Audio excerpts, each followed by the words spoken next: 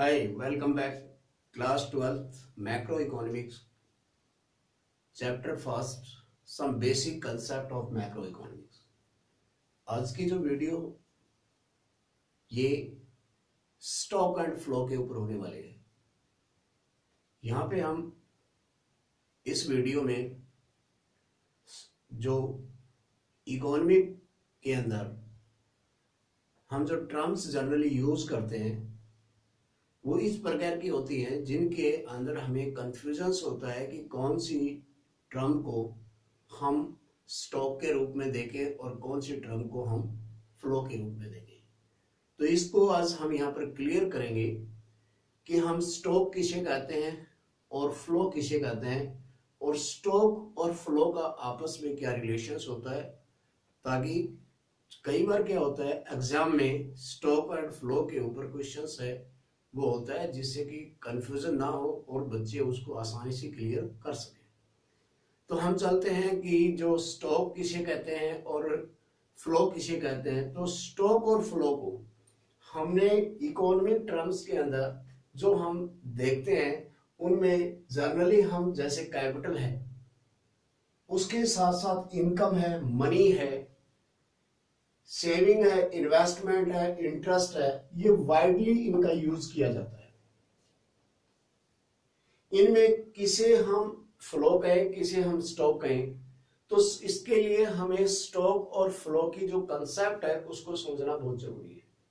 तो देखिए जो स्टॉक होता है उसका जो संबंध है वो quantity measures at a particular point of time से होता है। यानी जिस क्वांटिटी को एक पर्टिकुलर टाइम के ऊपर हम मापते हैं उसे हम स्टॉक कहते हैं। और यहाँ पे जो क्वांटिटी जो मेजर्ड की जाती है specified period of time, flow के लिए पीरियड ऑफ टाइम का होना बहुत जरूरी है और स्टॉक के लिए स्पेसिफाइड पॉइंट जो पर्टिकुलर पॉइंट है उसका होना बहुत जरूरी है। अब हम बात करते हैं स्टॉक के ऊपर, पर्टिकुलर पॉइंट के ऊपर। इसे एक एग्जाम्पल के माध्यम से हम समझ सकते हैं कि हम मान लें कि ऑन जनवरी 1 2020 को there may be the 10,000 in bank account. जनवरी 1 जनवरी को जो बैंक अकाउंट में 10,000 रुपए जमा होंगे उसे हम स्टॉक के रूप में देखेंगे। लेकिन क्वांटिटी पीरियड ऑफ टाइम के हिसाब से फ्लो किसे कहते हैं, यानी कि इसके अंदर अगर हम पर मंथ अगर पॉकेट मनी 600 रुपीज लेते हैं तो यहां पे इसे क्या कहा जाएगा, फ्लो कहा जाएगा। फ्लो को हम every day, per month, every year के रूप में देखते हैं। यहां पर जो फ्लो जो है उसकी जो बेसिक टर्म्स हमने ऊपर बताई है, इनमें से इनकम जो है वो फ्लो का हो सकती है, एक्सपेंडिचर्स है उन्हें हम फ्लो कह सकते हैं, और इसके साथ साथ जो कंजम्पशंस है वो फ्लो हो सकती है, प्रोडक्शंस है वो फ्लो होगा, और इंटरेस्ट आदि जो है वो फ्लो का रूप होगा। लेकिन यहाँ पे अगर स्टॉक की बात करें तो ऊपर बताई हुई जैसे कि इनकम हुआ कि न हो के कैपिटल और जो मनी जो है वो हमारे यहाँ पर स्टॉक का रूप हो सकते हैं, जिसकी कि आगे हम यहाँ पे अलग से सेपरेटली हमने बताया हुआ है कि स्टॉक में हम किस किस चीज को, आइटम को शामिल करते हैं और फ्लो को किस किस को शामिल करते हैं। तो देखिए स्टॉक के अंदर वेल्थ जो है वो स्टॉक होता है, लेबर फोर्स जो है उसे हम स्टॉक के रूप में देखते हैं, कैपिटल जो है वो स्टॉक का रूप होती है, और जब सप्लाई और क्वांटिटी ऑफ ए कंट्री किसकी, मनी की, वो क्या हो जाती है, स्टॉक होता है। और यहाँ पे बैंक में जो डिपॉजिट अमाउंट होती है उसे हम स्टॉक के रूप में देखते हैं। अब फ्लो के अंदर किस किस को शामिल करते हैं, इनकम जो है वो एक फ्लो होती है, एक्सपेंडिचर्स है वो फ्लो होता है, कैपिटल फॉर्मेशंस, कैपिटल है वो स्टॉक है। लेकिन कैपिटल फॉर्मेशंस वो हमारी क्या आता है, फ्लो होता है। Change in the supply of money in a country, अगर जो परिवर्तन आता है जो सप्लाई के अंदर, उसे हम फ्लो के रूप में देखते हैं। इंटरेस्ट ऑन कैपिटल जो है वो एक फ्लो का रूप है। इसके साथ साथ यदि हम इनके आपस में का जो स्टॉक और फ्लो का जो रिलेशंस देखें बिटवीन इनके अंदर, तो हम यहाँ देखते हैं कि जो स्टॉक है वो पॉइंट ऑफ टाइम को इंडिकेट करता है। जो क्वांटिटी पॉइंट ऑफ टाइम के ऊपर होती है उसको इंडिकेट, यहाँ पर जो पीरियड के अंदर जो क्वांटिटी होती है फ्लो के अंदर, उसको ये इंडिकेट करता है। यानी स्टॉक जो होगा वो टाइम डायमेंशनल नहीं होता,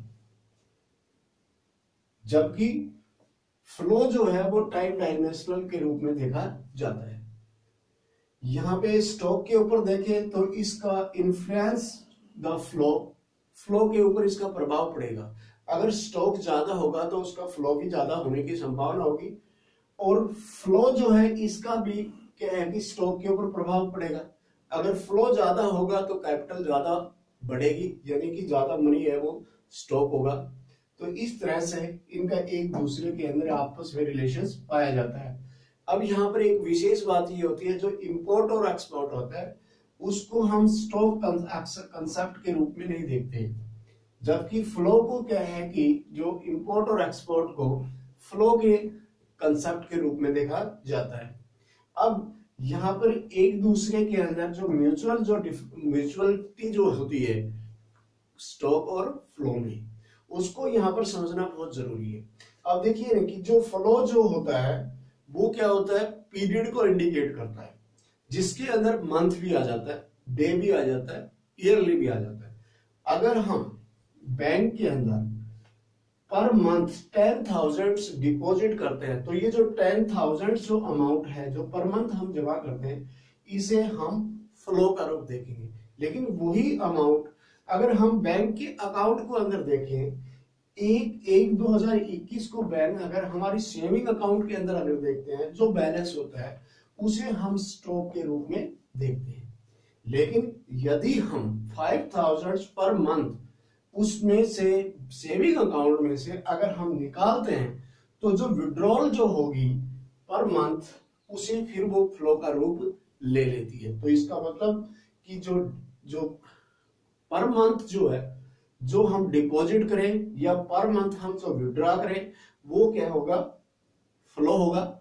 और जो एक पर्टिकुलर डेट को बैंक के अकाउंट में जो हमारा बैलेंस जो होगा, वो उस डेट को क्या कहलाता है, स्टॉक कहलाता है। तो मेरे को उम्मीद है कि आपको इस वीडियो से फ्लो किसे कहते हैं, स्टॉक किसे कहते हैं, स्टॉक और फ्लो में क्या अंतर डिफरेंस है, क्या आपस में उनके अंदर रिलेशंस है, इसके साथ साथ कौन सी जो टर्म्स है जिन्हें हम इकोनॉमिक्स में फ्लो कहते हैं, कौन सी ऐसी टर्म्स हैं जिन्हें हम स्टॉक के रूप में देखते हैं। तो इस वीडियो से जानकारी प्राप्त होगी जो कि आपके लिए काफी लाभदायक होगी। यदि अगर वीडियो अच्छी लगती है तो इसे लाइक और सब्सक्राइब करें, ताकि न्यू वीडियोस इस प्रकार की आपको देखने को मिले। Thanks, have a nice day.